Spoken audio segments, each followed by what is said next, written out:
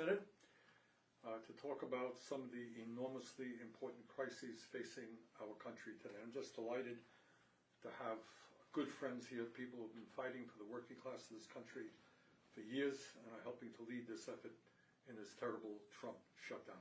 Let me put where we're in a context very briefly before we get to discussing some of the issues. Why is there a shutdown? The answer is pretty simple. In the House of Representatives, a majority can pass a budget. In the United States Senate, you need 60 votes. And what that traditionally has meant, and why you got 60 votes, it requires bipartisan negotiations, discussion. They don't have the votes. They got 53 votes. Democratic caucus, 47. You need to talk. For the first time that anyone can remember, what the Republicans are saying, we're not talking. It's our way or the highway. Take it or leave it. That's it. No discussion. Well, that doesn't work for us. It doesn't work for the American people. And one of the key issues out there, what they don't want to talk about, is that if we were to just tomorrow go along with the Republican proposal, this is what happens to you. 15 million of you are going to lose your health insurance. The health insurance system in America, as everybody knows, is broken today. 15 more million people will lose their health insurance. Tens of thousands will die because they can't get to a doctor, can't afford prescription drugs. That's not all. Under what the Republicans are pushing, over 20 million people will see their health insurance premiums double. Yeah, you heard that right. Double. You're already paying, by far, the highest prices in the world for health care. Well, think about a doubling of premiums, what that means. Well, we sent out a study just the other day, asked people to say, what does that mean? And the stories that we got back were heartbreaking. Not surprising, but heartbreaking. If you are seriously ill now, and you lose your health care, what do you think happens to you? You die. That's what people are saying. If your family is barely hanging on economically now, and you got to pay a doubling in your premiums, what do you think happens to you? You can't afford rent. Maybe you're homeless. Can't afford to buy decent food for your kids. That's the reality that we're in right now. That is what this shutdown is about. But I want to, after we talk about healthcare, I want to get into another issue. I want to start later on with Jeff Merkley of Oregon. I think everybody knows this country is rapidly, frighteningly moving into an authoritarian society. I know you guys know this, a few hours ago, Trump announced that he wants to arrest the governor of Illinois and the mayor of Chicago. This is really insane stuff. All right, that's my take. Elizabeth, take it from there. What are you hearing? So look, let's stick with healthcare to start with, because that's the right place to be.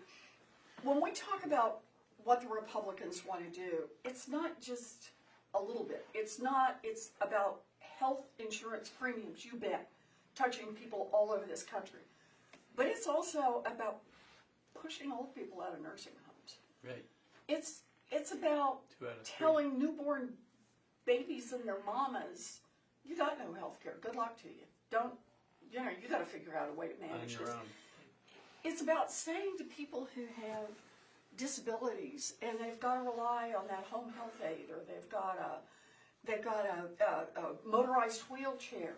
You know, those are paid for by the federal Medicaid program. And these guys want to come in with a chainsaw. And they just want to say, no. They want to cut that help to 10 million people is the best estimate. 10 million people who will still get sick. Right. Who still need care. Who's the grandmas with dementia who still need to be somewhere. They just want to take all of that away and push it back on families. So I don't know. Enormously important point. It's not just individuals. It's the ripple effect of this thing. Tina Smith, Minnesota. What's going on there? Well, as we're having this conversation, I'm thinking about this woman who I talked with this weekend when I was home. Okay, so she's a young woman. She got her health insurance through her family until she turned 26, thanks to the Affordable Care Act. And now she's a child care provider. She makes about $40,000 a year. She cannot afford this huge insurance premium increase that she is staring at. It's going to be hundreds of dollars a month. and she can't afford it. Okay, so she's young and she's, healthy for now. And so she's probably going to make the decision of not getting any health insurance at all. And so think about what that means. So first of all, for her, it means she's probably not going to be able to start a family like she wants to right away because she can't afford it. But if she's not buying health insurance, then if she gets really sick, she's going to the emergency room. And that's going to cost all of us, right? It's not only is it immoral that she doesn't have access to health care, which should be a right and not a privilege, but it has a ripple effect on the whole community. And I bet everybody here is hearing some version of that story in your own states because it's so common. And it's why people are so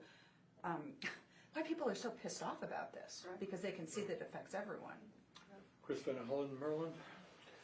Well, they showed us who they would fight for when they passed the so-called big, beautiful bill. We all worked very hard to stop it, but they ran it through. And I think all of us know that that was beautiful if you're a billionaire or a very rich person. For everybody else, it stunk. I mean, they cut Medicaid. That will throw 15 million plus people off of health insurance. It will slam nursing home care, lead to closures of rural hospitals. They cut food nutrition programs. But of course, they extended permanently tax cuts for the billionaire and the rich. The one tax cut that they let lapse is the one that allows middle-class families to afford their health insurance. That's the one tax cut they decided to let die. On their part. Just die. And so they left in place this ticking time bomb, which is going to go off completely and explode at the end of the year. We're going to see these rising healthcare costs.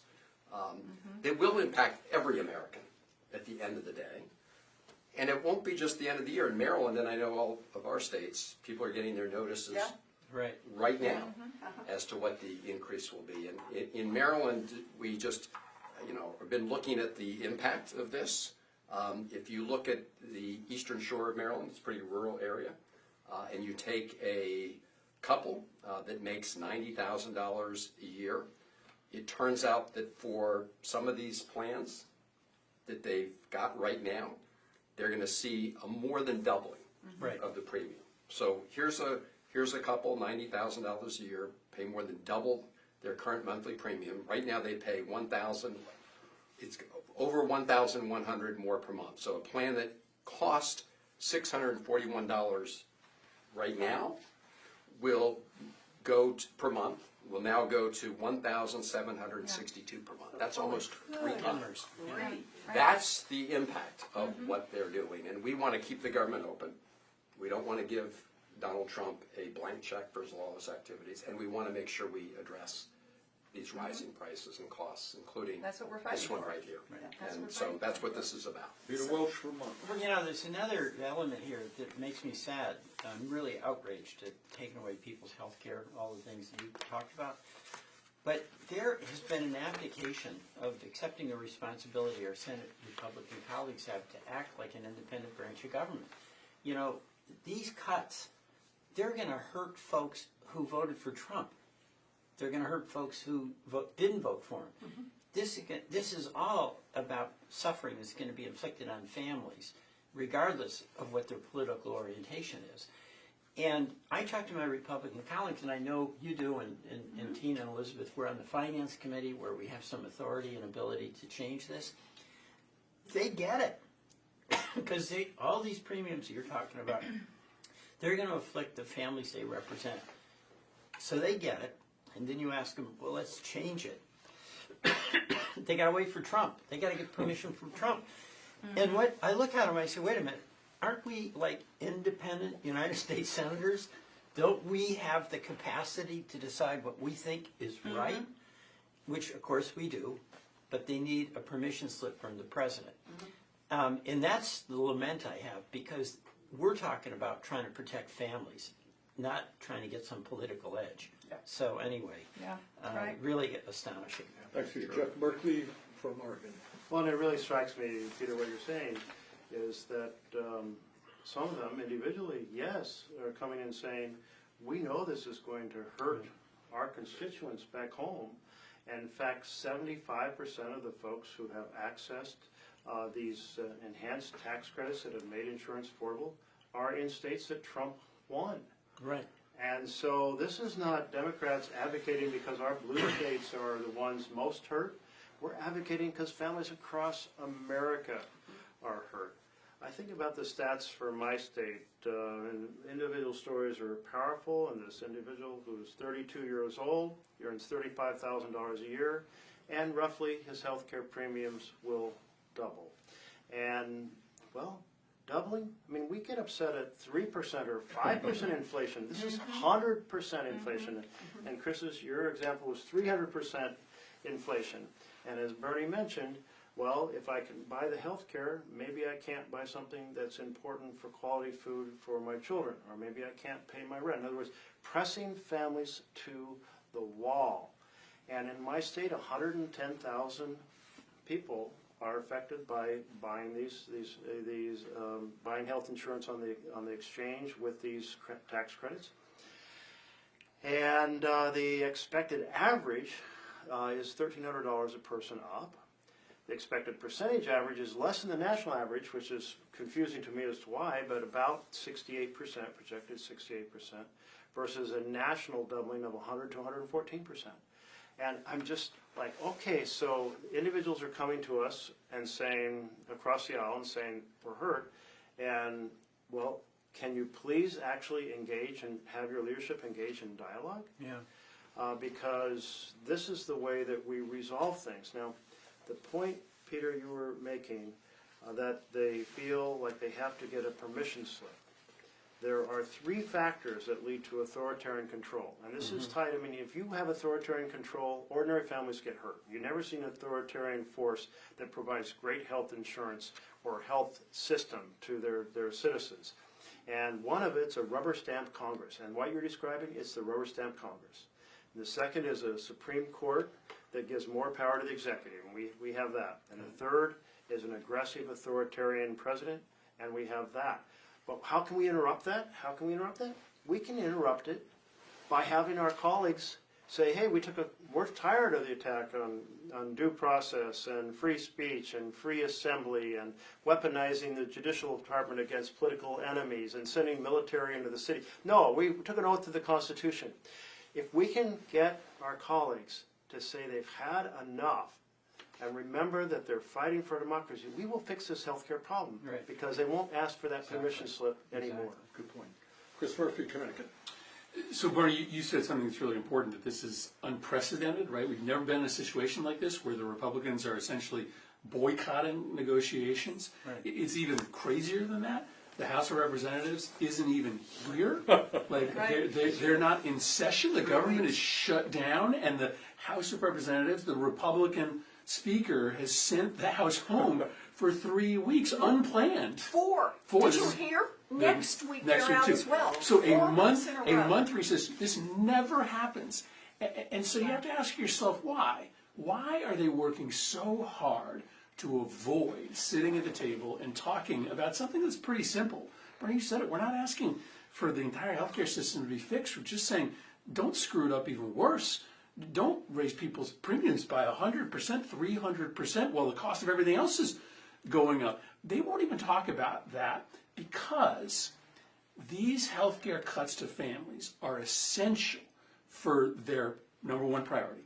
Tax cuts for corporations and billionaires. The way that they pay for this big new tax cut for billionaires and corporations is to cut your healthcare. It's just a transfer of wealth from middle class families to the super rich. Like if you're a really rich family in Connecticut, you're getting a new tax cut of $270,000 paid for by people's healthcare going up who are making $50,000 a year. So it's true that we're in what day? I mean, we're now day 5, 6, 7 of the shutdown, and we're having no negotiations because Republicans are boycotting Washington because they can't stand the idea of having to give up on their plan to use government to enrich their friends.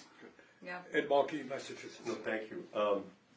Yeah, just to follow along with what Chris is saying. So there's 220 Republicans right now, and they're in a witness protection program. Somewhere in America. We don't know where they are. We want to talk to them. about the health care of every American family. But we can't find them. And there's a reason why we can't find them. Because it's all that you really have to know is in Godfather Part 1. They've all been given an offer they can't refuse by Donald Trump. They voted for the bill to slash all these programs, slash Medicaid, slash the Affordable Care Act, NIH, all these programs. And they voted that way because they lose their seat. That's what happened to Senator Tillis in North Carolina. He just stood up. 48 hours later, he couldn't run for re-election. So it all comes from the Trump White House. They want these cuts for, as Chris said, the payoff for their billionaire buddies. These are tax cuts for them. All this health money, all the funding for every family. Ralph Waldo Emerson, the great Massachusetts poet, he once said that health is the first wealth. And it's being looted. It's being looted by Trump, being looted by the Republicans in the House and the Senate in order to pay for those tax breaks. Because they've always harbored an ancient animosity towards Social Security and Medicare and Medicaid and the Affordable Care Act. Because they all voted against them, the Republicans. They never wanted these programs in the first place. And so all we're saying is, come to the table. Let's talk. Yeah. We have a crisis coming up on November 1st. You got 2 weeks to show up here, please, so we can talk to you. Otherwise, we're going to be in a full-blown healthcare catastrophe crisis for the whole country. And right now, as Elizabeth just said, for 4 weeks they're going on vacation somewhere. We don't know. Vacation. Witness protection program. Bahamas or Huh? Bahamas maybe? Or- Yeah, Bahamas. We don't know where they are, but we know where American families are. They're right at their kitchen table. Their electricity prices are going up. Their food prices are going up. Their health care premiums are going up, and the Republican Party cannot be found.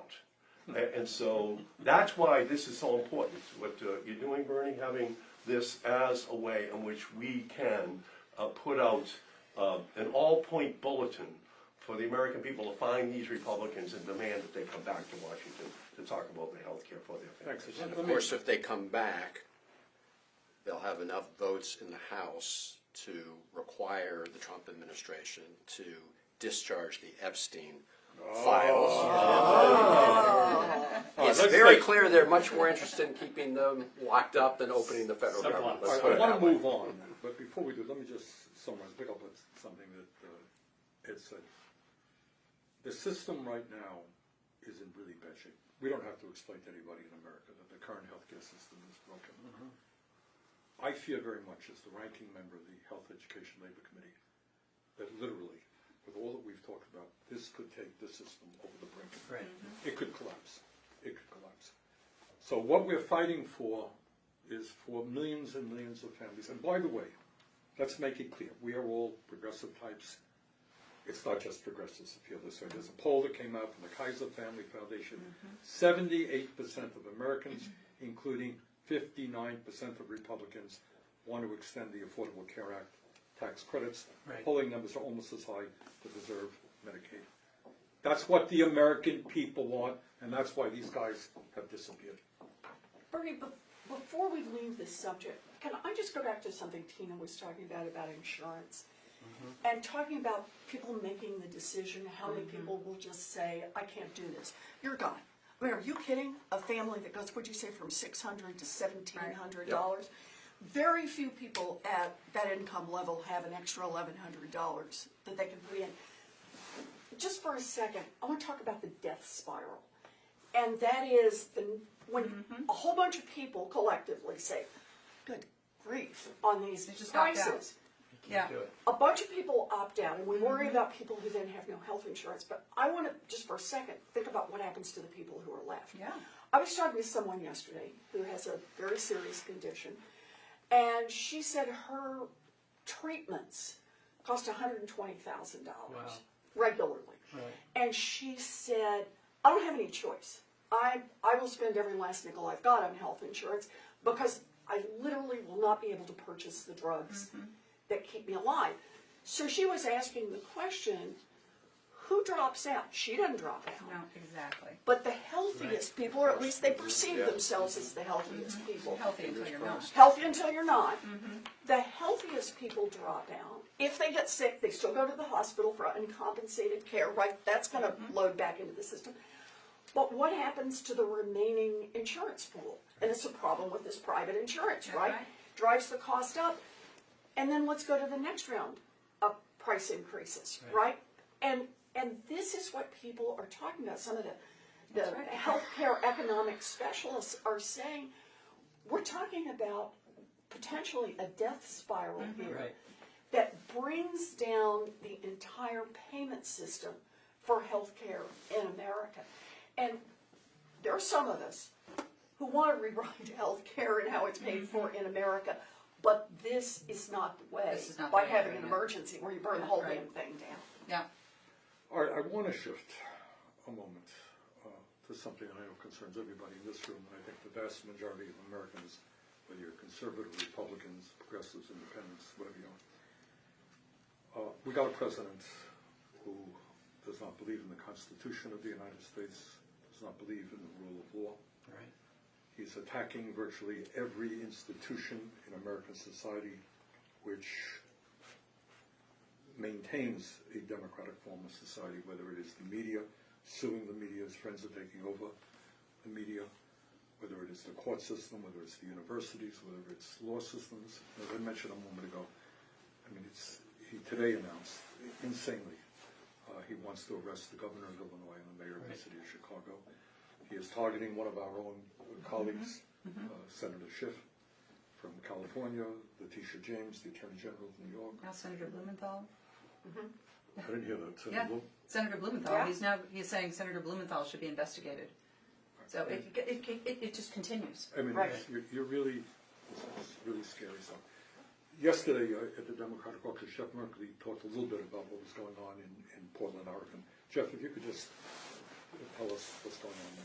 Sure, you bet. Let me turn the clock back to the year 2020, 5 years ago, in which Trump sent federal agents into Portland, and people were outraged that they were there, and it resulted in conflict that created a cycle of street demonstrations and for months.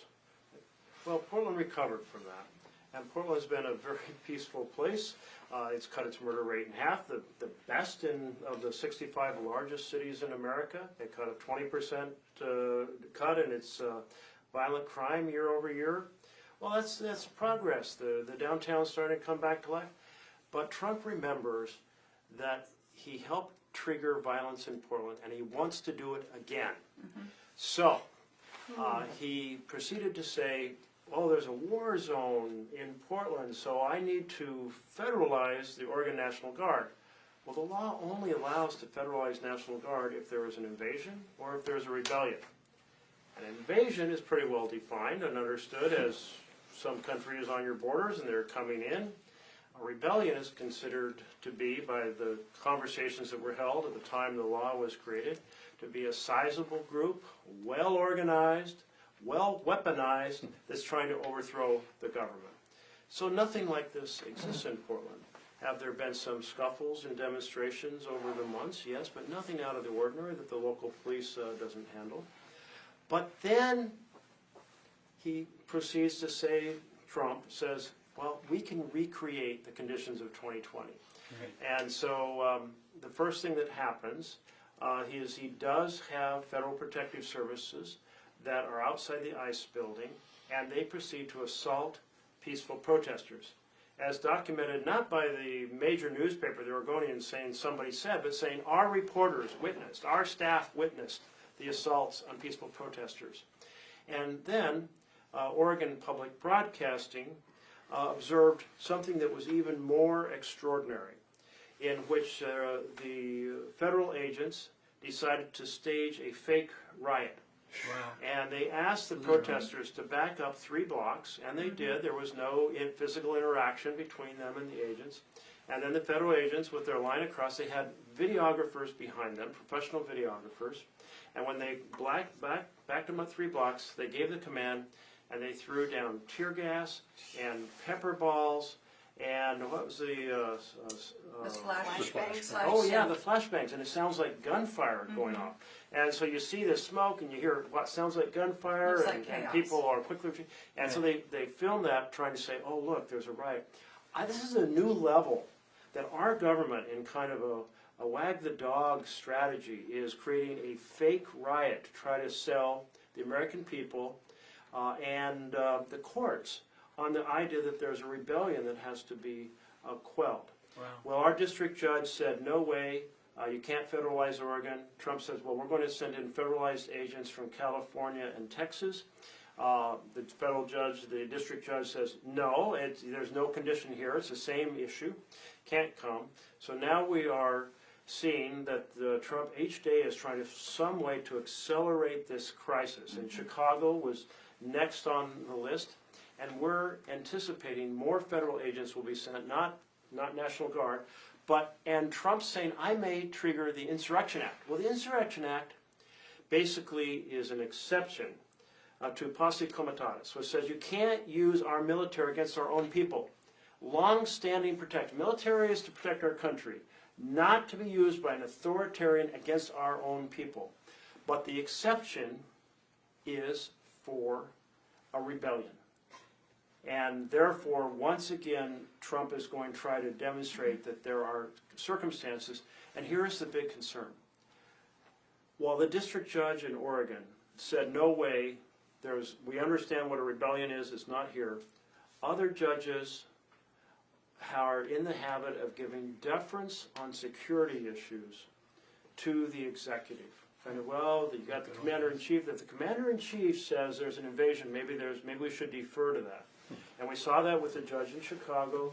We're concerned about this. We'll get to the Supreme Court, and the Supreme Court will say, yes, it's okay as long as the president says there's a rebellion or an invasion. And you hear the president using those words. He talked about invasion from within, setting the stage again for the... This is a red line because, yes, we've seen the attack on due process, freedom of speech, freedom of the press, our academic universities, our networks being attacked for what they put on the air. We've seen the retaliation coming out of the Department of Justice. But the idea of troops being sent in against American citizens peacefully protesting, this could secure the type of authoritarian state Trump wants to create far into the future, and it's why we have to do everything we can to resist it. Jeff, thanks. Chris, I know you were on the floor yesterday talking about these issues. Yeah, one of the things I worry is that, we only deal with the outrage of the day. And every day, especially in the last month, there's been a new outrage, a new assault on free speech, a new assault on the rule of law, on citizens' right to protest. But when you put it all together, right, this is where it looks like we are watching our democracy die, right? Because what he's doing is just raising the price for people to speak out against him. Right. If you speak out against him on TV, you'll get your show canceled. If you speak out against him in Congress, you're going to go to jail. If you speak out against him on a city street, well, the military is going to show up with tear gas and with helicopters. And we're naive to think that that doesn't have an impact, that people don't start to say, you know what, I'm just going to stay inside. I'm not going to come out and protest. I'm not going to volunteer for an opposition candidate. This is actually how democracies disappear. And so when I think about what we're fighting for right now as we're talking about this next budget, yeah, we're fighting about people's health care. We're trying to make sure that folks don't go bankrupt this fall. But we're also asking for something even simpler, that the president just obey the law, right? That we write a budget in which the president actually has to obey, implement the budget, and not use the money we give him to suppress people's speech. So this moment feels kind of overwhelming sometimes because you've got these prices going up on people, you've got the suppression of democracy. But when you really think about it, what we're asking for, boy, it's not the moon. Just don't make people's health care worse and make sure that the president follows the law. But when you put all this together, Bernie, this is probably the most serious threat to American democracy, maybe since the Civil War, and it's not lost, right? He hasn't won yet. This is still in the people's hands to rise up and say peacefully but forcefully, we're not going to allow for this corruption of our democracy to happen. But the budget can say something about the president having to actually respect the law when he spends the money that we authorize. Let me just jump in there. He is a schoolyard bully. And we were at a meeting yesterday, Polster came. Let me throw this out. And what did he say about Democrats? What was the one word that the American people used? We used say the that in word- public, is that all right? It said weak. Weak, That I was mean, the people, word. it's And what Trump does, there's no great secret. I mean, we were at the State of the Union. I never heard anything like it. Attack you personally is kind of thing. Yeah. And say, these are the enemies. You're the enemies. Not the opposition party. We respect, we work together. You are the enemies. You're insurrectionists. You're terrible people. And getting back to Chris's point, in my view, this is certainly about healthcare. God knows we talked about that. And it's about authoritarianism. But this is a schoolyard bully. And if Democrats caved up, then all over this country people are saying we're scared to death. Who's going to stand up? But if we can rally the American people, and I know you have been active on October 18th, it's going to be maybe one of the largest demonstrations in the history of this country. If we can show the American people that this phony guy who is selling them out day after day wants to undermine what men and women in every one of our states has fought and died to defend, we win this thing, we can start turning the country Yep. around. That's right. This is the patriotism of fighting back. Yes. That's right. This is the moment to That's- fight back. Yes, yes. The part we're talking about is health care for millions of people, whether they're Democrats or Republicans or don't like any part of politics. But it's really about standing up and saying, we've had enough. That's right. We are not handing our country over to Right. someone who makes all his own decisions and thinks the only two functions of government are to enrich himself personally and use the tools of government to get back against what he thinks are his enemies. That's right. And you know what? Bullies, he is not as strong as he wants people to think that he Yeah. is. Bullies are never as tough as they seem. And what gives me hope in this moment is how, you know, one of the, is how Americans are looking at this and going, like, this is not for me. Right. Even if I voted for him, this is not for me. But all of us need to express that loudly. And the only insurrection that I've ever seen since I've been in the United States Senate was when Donald Trump inspired the insurrectionists to attack the United States Capitol to stop the free and fair election. And then pardon You know, all and those then- folks who Then beat up pardon. cops. But it's so important for us all to remember that he is not as strong as he wants us to believe That's that right. he is, and that we have so much more strength if we use our strength, if we use our power, and that is what this fight is about. Can I follow But I think on that, if I could, Chris. Can I follow up, quickly? Yeah, so I do think this is about democracy. Right. When Trump and Hegseth addressed those hundreds of generals and admirals, they said to them, we're gonna practice for wars overseas in the cities of the United States. We're gonna Training get ground. training here. We're gonna get training in Portland, in Chicago, in Boston. We're gonna get training for you. But you know what? I think we all can pretty much predict what the training is for. It's for Election Day in 2026, when those troops will be ordered into the inner cities of America, right by the polling places of minority groups in our country, to suppress the vote, to frighten those people from even going into the polling place in Atlanta, Georgia, in the cities of Cleveland, of Ohio, where these close elections are going to be Well, held. they're to doing it try to every win way those they can. elections. I mean, just, we had the hearing in judiciary, and of course, the Civil Rights Division that we're all so proud of, the crown jewel, the Justice Department was down there fighting for desegregation, enforcing Brown v. Board of Education, enforcing civil rights and voting rights laws in those days when if you were a black person, you had to be able to give the number of jelly beans in a big jar in order to get the ability to vote. Now it's all about suppressing the vote, and that's the prelude to militarization in the cities on election day. I mean, it's happening. That's what I think a lot of folks know, but everybody's got busy lives, and it's hard to believe. I mean, that is something I remember. January 6th, being in the house, and the mob was breaking the door down. The shot went off about 20 feet away, and I was scared, but I didn't believe it was happening. This is the United States of America. We have free and fair elections, and we accept the outcome of election. If we lose, we fight another day. Chris, yeah, I want to say that we're not on a path to authoritarianism. We are there. We are I mean, we are there right now. All the things that we're hearing about, cracking down on free speech, deploying troops to cities, using the Justice Department to go after political adversaries. I do want to go back to this point on bullies, because we do need to stand up to bullies. We need to do it individually and collectively.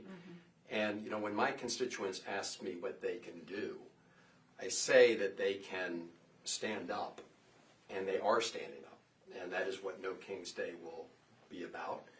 It is also important, though, that we call out those who cave in to this bully, because when you cave in, you just feed the bully. When you appease a dictator, you just increase their appetite.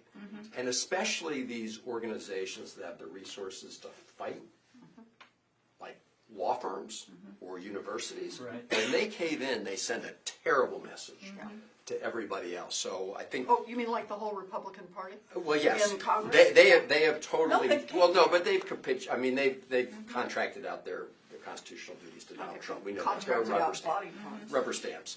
But I think everybody in America has a role to play right now. Individuals can stand up.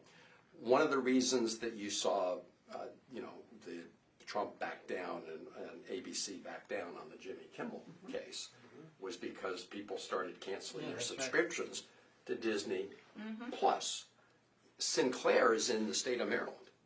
So even after they started airing Jimmy Kimmel in some places around the country, they were keeping him off the air until people protested, and Sinclair then reversed itself. But my point is that the natural inclination of a lot of these sort of financial interests is to go along, to appease the dictator, because they think at the end of the day, if they appease the dictator, that he won't come after them. Right. And the lesson for all of us is it will just put all of our rights at risk. So yes, we have to stand up individually, but let's also make sure that we call out those who are folding, because they put all of our rights at risk. Yep, Let that's me, right. let me ask you guys this. We all know Republicans, and not every Republican is an authoritarian or a terrible conservative. Not against the law to be conservative. Why, with very few exceptions, I think somebody mentioned Tom Tillis decided that would beautiful bill would be a horror show for North Carolina, opposed it, 2 days later he was out of the race. Do we have any hope that some of these Republicans will say, you know what, I was elected by my constituents, I believe in the Constitution, I disagree with Democrats, but they're not my enemies, I'm not going to put them in jail. Are we hearing any of that, or are they, what's So going on? little, and the question you're asking, the question I've been asking myself, when will some of our colleagues say, we took an oath to the Constitution, we understand what the basic freedoms are, we understand you don't militarize our streets with armies because people protest, and we understand you don't turn the Justice Department into a machine to attack people you disagree with, and say I've had enough. Are you hearing saying any of no. that, Jeff? I am not hearing that, and it takes only a small number to start to say that, but I think about what I've heard from them in the past, especially during the first Trump administration, where Republican colleagues would say, Jeff, I disagree with Trump on so many things, I disagree with his ethics, I don't know how I got elected, but listen, my constituents watch the television station that says every night he's wonderful, he's doing everything perfectly. The cable television's on the right, so that they essentially they say my base that elected me, more than half of them are sold that the president's doing the right thing. And they don't hear about the issues we've been raising if you're watching that far-right cable or the social media that follows it. And this is a tremendous problem for our republic, for our democracy. Different media worlds and the separation of urban and rural.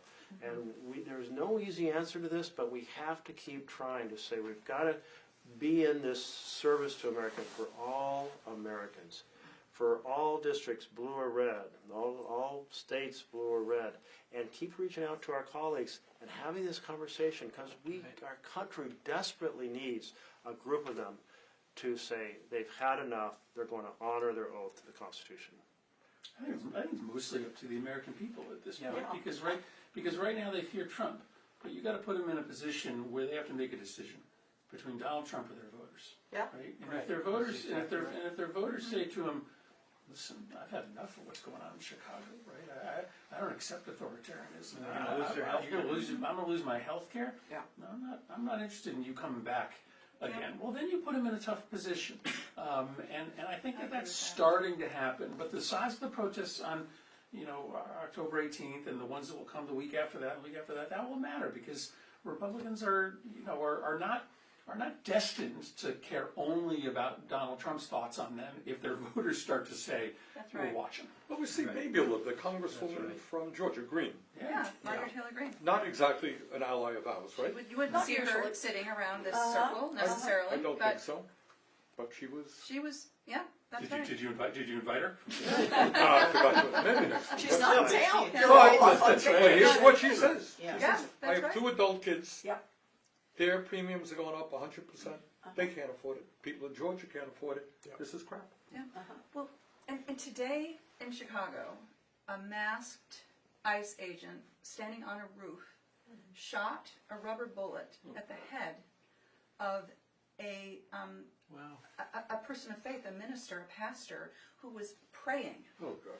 Really? And this and There's video. Oh, it's unbelievable, and I don't care what party you're in. I don't care what your political views are. As an American, you look at that and you go, "That is so wrong." And I believe that people are going to rise up against that. That's as Chris says, it's going to come down to the people. Maybe because I'm an organizer at heart, and I believe that the power comes from the people and not from us. That is going to be what saves us. Not us, but what saves our country. Congress is a stimulus response institution, and there's nothing more stimulating than millions of people showing up on October 18th. And by the way, it might even be a good thing to have them all home on Main Street, which is turning into Payne Street, for all of those voters back home. Because it's not the fear of God that moves Republicans and Congress, it's the fear of voters. Right. And the more that we fight on healthcare, the more that we fight on this issue that is on every single kitchen table all across the country. And again, we don't even raise Medicaid here, but they're cutting that by $1 trillion. It's 2/3 of all people in nursing homes, grandma and grandpa. Right. They're on Medicaid. Half of them have Alzheimer's. Nursing homes. They'd go home. They'd have to go home. They'd have to be living with the family because it's Medicaid that pays for it. I had a mother who's 78 tell me about her 50-year-old disabled son who's living with her. And it's on Medicaid. And she's just desperately worried about what can happen. So I think that these stories back home might actually start to get into this Republican senator or House member. That's our hope. But that's why we have to fight here. We have to keep raising this issue. We have to keep this message high that the health care of every family is at And risk. one thing this has done has given America a chance to focus on a single issue. Because when Trump came into office, from day one when he did, 50 edicts, if you will, every single day, new issues and hugely different, and let's have a conversation about that terrible thing that happened yesterday. Well, there's 3 new issues. But for the moment, we have, through this shutdown, focused America on health care, and on the president has to actually follow the law when we pass a spending law. And so it does touch everyone. There's like 4 foundations for families to thrive: healthcare, housing, education, a good paying job. It's just essential to everyone. So this is a super important conversation to tackle the tactic that Trump has pursued of they want flooding the zone, new issues every single day, so you're always in chaos. So let's keep this attention and let's improve healthcare. I think if we call it the Trump healthcare tax credit, Donald Trump, because what we know at the end of the day for this president is it's all about him. Oh, yeah. It's not about the American people. Maybe we can And do it a is Trump about him and coin. his billionaire donors. So if it has to be called the Trump, healthcare tax credit to get it passed, maybe someone will break through to him. I think Tina made a point a moment ago, is that what they want is the perception that they're all powerful. They cannot be beaten. Truth is, does Trump have political support? Sure he does. Is he particularly popular? No. Is his popularity declining? Yes, It it is. is. Are more and more conservative Republicans who voted for him say, gee, I didn't vote for you to double my health care premiums? Yeah. Are we District seeing some ministers. breakaways? Yeah, And they're not liking what he's doing. that's right. All right. That's right. All right, so the point is, and what we are trying to do, is the American people are overwhelmingly on our side, including Republicans. Yeah. And it's just terribly important not only that the American people stand together on health care, on this issue of authoritarianism. A conservative Republican thinks that we should have people shooting rubber bullets into a minister, really, in America? No one believes that, all right? So we're going to win this thing. We're going to win this thing if we stay strong. That's us, that's the American people. On that note, Let's all do right. it. Thank you. Thank you. Thank you. Thank you. Appreciate it. Thank you, Bernie.